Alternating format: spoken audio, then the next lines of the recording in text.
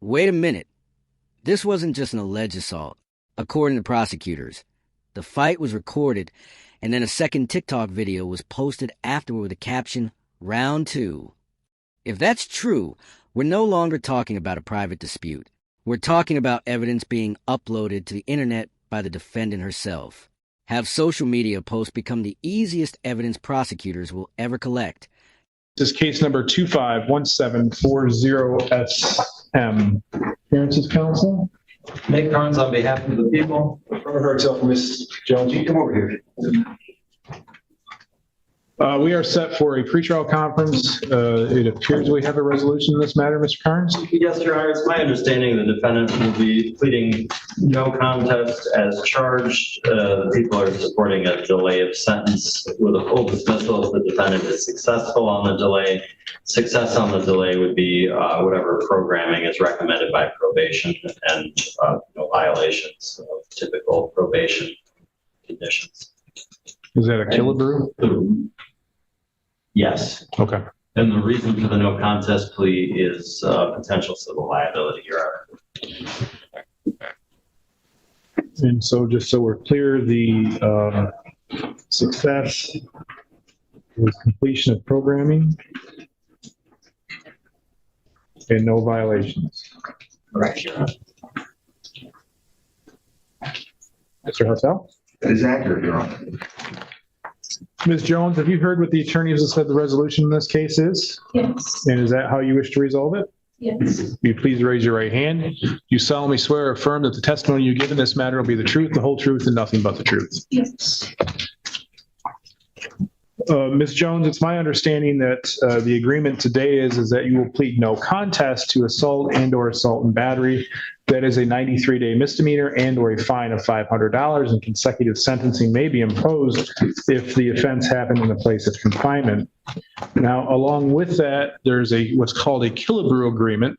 And what that is the prosecution and your attorney and you have reached an agreement that you'll be placed on a delay of sentence. And if you're successful with that delay of sentence, the case would be dismissed.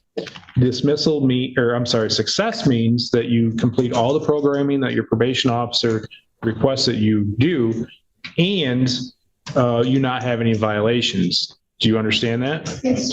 Now, if I decide that I do not want to go along with that agreement, you have the option to withdraw your plea. Do you understand that? Yes. Here's an important legal detail a lot of people miss. A no contest plea is not the same as saying, "I didn't do it." It's essentially saying, "I'm not going to fight the charge." In cases where a lawsuit could follow, defense attorneys often prefer this route because it limits how the plea can be used in civil court later. Smart legal strategy, or just damage control. Let me know what you think. Additionally, this is going to be a no contest plea due to potential civil liability. What that means is that the alleged victim in this case could potentially sue you for any damages in which she's incurred. A no contest plea allows me to read a document, looks like it's going to be a police report, and use that police report to determine whether or not there's a factual basis to accept the plea and to use that for sentencing purposes. Do you understand that? Additionally, a no contest plea cannot be used against you. So if you were going to plead guilty and this person sued you, that guilty plea could be used against you. The no contest plea means that it's not. Essentially, you're accepting responsibility without saying that you did it. Do you understand that? Yeah. And is that how you wish to proceed? Yes.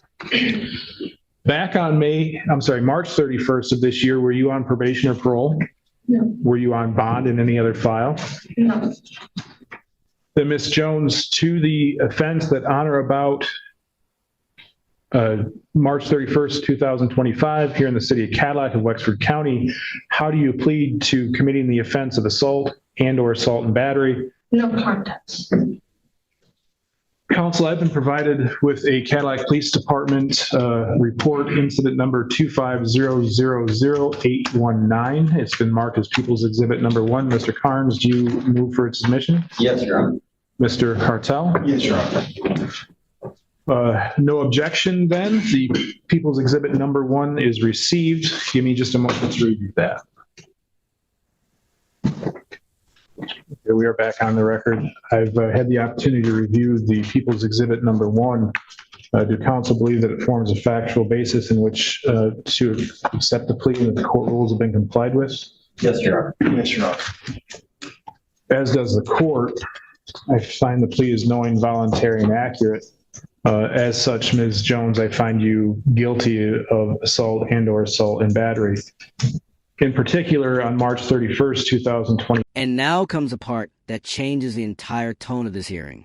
The judge reviews a police report and describes a 14-year-old victim allegedly being hit, kicked, and kneed while curled up in a fetal position. That's the moment this case stops feeling like teenage drama and starts sounding like something much more serious. There is a video that shows Ms. Jones hitting, kicking, kneeing as the victim is lying in a fetal position by the what's commonly referred to as the old dam.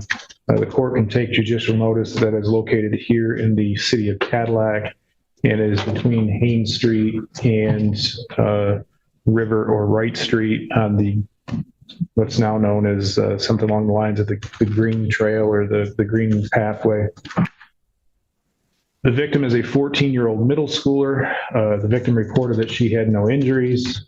It is alleged in the police report that Ms. Jones posted another video on TikTok captioned Round 2. And this appeared to be all over some things that were said about another's deceased mother.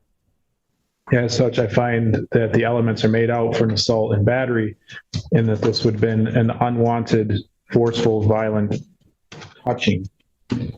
Additionally, I believe the interests of justice are well established here in allowing the defendant to plead a no contest so as to not have her guilty plea used against her should a case of civil liability arise. Although I question what the civil liability would be since there's no injuries, but I guess that's not for me to determine. At this point, everyone in the courtroom probably thinks the deal is done. The prosecution agrees. The defense agrees. The defendant agrees. Usually that's when the hearing starts winding down. But Judge Hartel is about to remind everyone that the judge, not the lawyers, has the final say. Mr. Carnes, are we able to sentence today? Yes, Your Honor. Mr. Hartel, any allocution? Yes, thank you, Your Honor. Anytime it's no contest, especially for civil liability, I'm cautious to overly allocute for obvious reasons. But what I will say is my client has, to my knowledge, done well on bond. She stayed in constant contact with the defender's office, been very cooperative. She does have strong ties to the community. I don't doubt she'll do well on probation. She's highly motivated to do well and receive the benefit of the delay. I, in these situations, always advise my clients if they don't do well, there is the risk of jail later, the loss of the delay, the public adult record. She's a relatively young adult. She wants to be able to pursue various careers and ambitions. At the moment, she's working at Qdoba. She's aware she owes some money on some older files, but she is going to, I believe, do a wage assignment, if I understand that correctly. She also has some friends with her in the courtroom who've been supportive throughout these procedures, and I don't doubt will continue to be supportive of her as well. I ask the court to uphold the guilty verdict. Thank you. Hans? Thank you, Your Honor. This is a disturbing incident involving a defendant and a 14-year-old. Clearly shows some lack of judgment, lack of maturity. However, the defendant does not have any prior convictions. I think ultimately this is a fair resolution of the file. I'd ask the court to place Ms. Jones on a delay of sentence of up to 8 months. Mr. Carnes, I know the CCH is relatively blank because she's just now 18, but there's some juvenile history, is there not? Your Honor, I don't show that on me, and I am familiar with Ms. Jones on some other things, but not where she was the defendant. So the court has well, I'm just trying to remember. I remember seems like climbing on top of the school for the 4th of July. Was there charges on that? She was 18. That was resolved with a civil infraction, I believe. I'm just going purely off memory, Your Honor. Whoa, this is a turning point. The judge just announced he doesn't plan to follow the plea agreement. That's a huge moment. Judges rarely reject negotiated resolutions without serious concerns. And notice what bothered him most. It wasn't just a fight. It was the alleged behavior afterward. The video, the TikTok post, the apparent lack of remorse. In the judge's eyes, that changed everything. I'm going to be very honest with everybody. I don't plan on following this Killebrew agreement.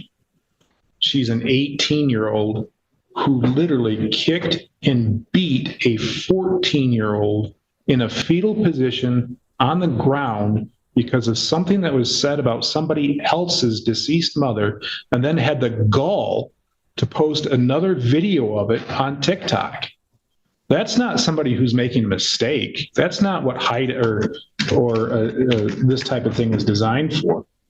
A delay of sentence is to allow the court to determine whether or not the person will be successful on a term of delay in sentence, and hopefully follow through with the plans. From what I've seen from Ms. Jones and Mr. Carnes, if you tell me that charges weren't brought, I trust you on that. But I can tell you, and I'm not using any of my prior knowledge because clearly it's not full, but I do know from my time as the elected prosecutor here and as judge, and I believe she has another case coming up that she has to be arraigned on with Judge Van Alts, because I had a conflict on that because I was the elected prosecutor when that was arose. This is not a one-time mistake. Ms. Jones has been in and out of this, whether it's this court or the probate court or somehow tied with other events. This is why courtroom videos like this go viral. The defendant walked in expecting a dismissal path and walked out facing a judge who openly questioned whether she deserved one. One social media post can be ignored. Two can become a pattern. And in court, patterns matter. So here's the question. Was the judge right to push back against the deal, or should he have respected the agreement both sides negotiated? Tell me in the comments. I'm not going to make a decision today. What I'm going to do is I'm going to set this over for sentencing, and I'll allow both parties the opportunity to do sentencing memorandums and try to convince me why I'm wrong in my thought process. But as I sit here today with the information I have, I cannot in good conscience let this just get, for all intent and purposes, swept under the rug.